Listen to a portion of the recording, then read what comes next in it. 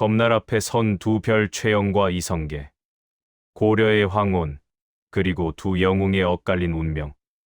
우왕 14년, 서기 1388년의 봄은 유난히 소란스러웠다. 개경의 거리에는 요동이라는 두 글자가 바람처럼 떠돌았다. 술집의 주모도, 저작거리의 상인도, 심지어 서당의 훈장도 한마디씩 거들었다. 이렇게 고려 말의 분위기와 난세에 어떤 영웅이 새로운 세상을 만들어 나갈지가 궁금해집니다. 끝까지 시청해 주시면 감사하겠습니다. 요동을 친다고 명나라를 건드렸다가는 나라가 망하지. 아니, 최영 장군이 앞장서신다는데 못 이길 게 뭐가 있어? 그분이 평생 전쟁에서 진 적이 있었나? 그래도 이성계 장군은 반대하신다 하지 않더냐?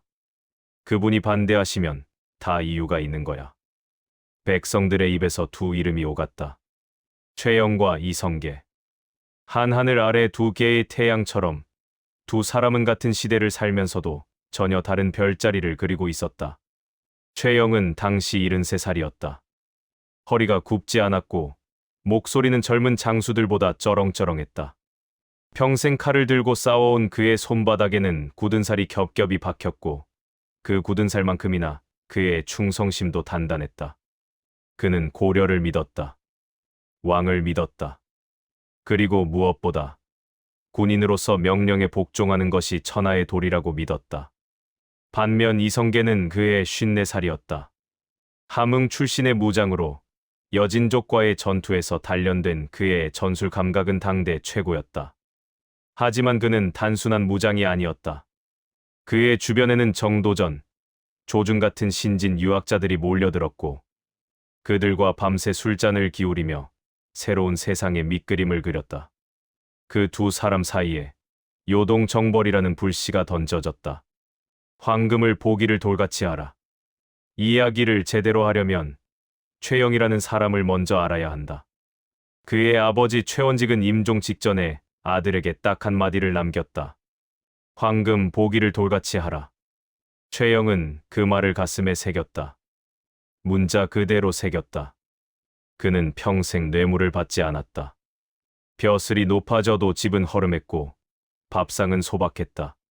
주변에서 장군께서 지금 재상의 자리에 계신데 이렇게 사셔도 되겠습니까?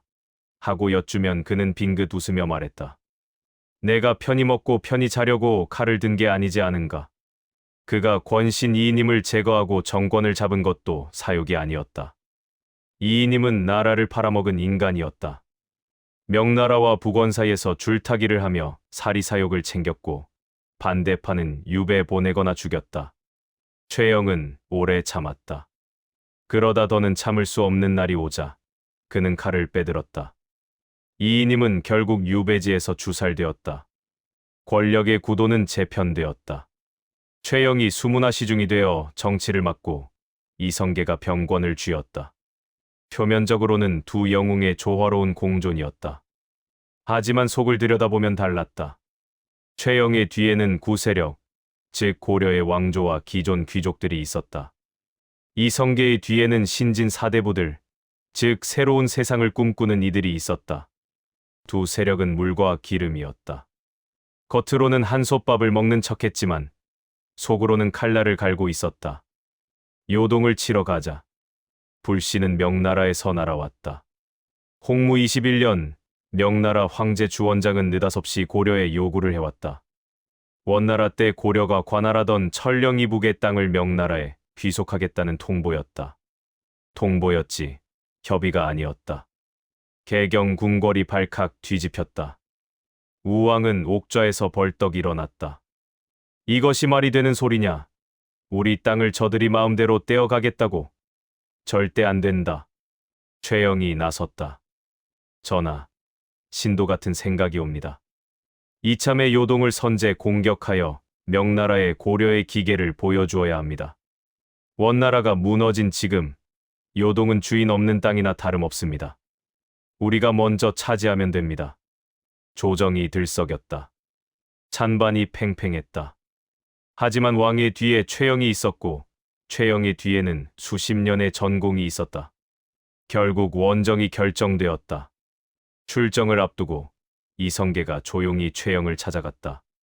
두 장수는 마주 앉았다. 이성계가 먼저 입을 열었다. 장군, 이 원정은 아니 되옵니다. 최영의 눈이 가늘어졌다. 이유를 말해보게. 이성계는 손가락을 꼽았다. 첫째, 작은 나라가 큰 나라를 거스르는 것은 위험합니다. 둘째, 여름 농번기에 군사를 일으키면 백성이 굶습니다. 셋째, 남쪽에 왜구가 득세하는데 북쪽으로 군사를 빼면 나라가 비어버립니다. 넷째, 장마철에 원정을 떠나면 활시위가 늘어나고 전염병이 돕니다. 이것이 이 원정을 반대하는 네 가지 이유입니다. 훗날 역사는 이것을 사불가론이라 불렀다. 최영은 긴 침묵 끝에 말했다. 자네 말도 틀린 건 아니야. 하지만 나라의 땅을 빼앗기는 걸 보고만 있으란 말인가? 군인에게 땅보다 중요한 게 뭔가? 이성계는 더 말하지 않았다. 그는 명령에 복종해야 했다. 하지만 그의 마음은 이미 다른 곳을 향해 있었다. 압록강 위에서. 우왕 14년 4월, 대군이 개경을 출발했다. 최영은 팔도도 통사가 되어 전체를 총지휘했다. 이성계는 우군도 통사로, 조민수는 좌군도 통사로 임명되어 실질적인 군대를 이끌었다. 병력은 대략 3만 8천. 고려가 긁어모을 수 있는 거의 모든 병력이었다. 하지만 최영은 직접 전선에 가지 않았다. 우왕과 함께 평양서경에 머물며 후방을 지휘했다. 진짜 원정군은 이성계와 조민수가 이끌었다. 군대는 북으로 올라갔다. 그리고 5월, 압록강 어귀의 위화도에 이르렀다. 섬에 닿은 순간부터 문제가 시작되었다. 장마철이라 강물이 불었다. 불어난 강을 건너다 익사자가 속출했다. 군량은 부족했다. 도망치는 병사가 하루에도 수백이었다. 군의 사기는 바닥이었다. 이성계는 병사들의 얼굴을 보았다. 지치고 두렵고 집으로 돌아가고 싶어하는 눈빛들이었다. 그는 조민수를 불렀다. 이대로 전진하면 우리 모두 강물 속에 수장됩니다. 회군합시다. 조민수도 이미 같은 생각이었다. 두 사람은 우왕에게 회군을 요청했다. 하지만 우왕과 최영은 거절했다. 전진하라. 이성계는 장막 안에 홀로 앉아 오랫동안 하늘을 보았다. 그의 막사 밖에서 정도전의 목소리가 들렸다. 장군, 지금이 아니면 기회가 없습니다.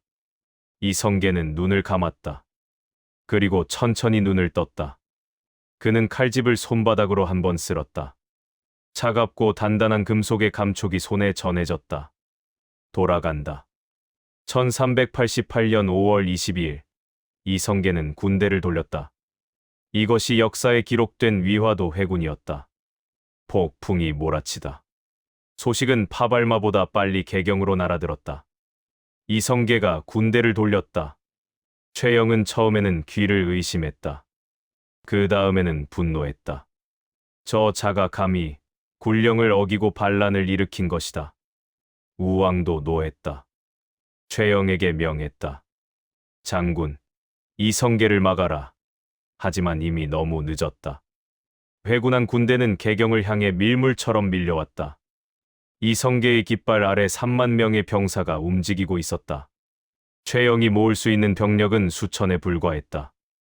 개경 성문 앞에서 짧은 전투가 있었다. 그러나 결과는 뻔했다. 최영은 잡혔다. 그는 우왕 앞에 끌려가지 않았다.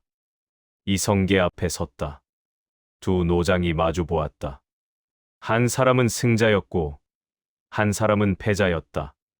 하지만 그 눈빛만큼은 결코 패자의 것이 아니었다. 이성계가 말했다. 장군, 원망하지 마시오. 최영이 대답했다. 나는 자네를 원망하지 않네. 하지만 나는 내 신하된 도리를 다했을 뿐이야. 그것이 죄라면 달게 받겠네. 최영은 고봉현으로 유배되었다. 얼마 지나지 않아 하포로 다시 입에되었다가 결국 개경으로 끌려와 죽임을 당했다. 향년 73살이었다. 그가 죽던 날 그의 무덤 앞을 지나는 백성들은 자꾸 뒤를 돌아보았다고 한다.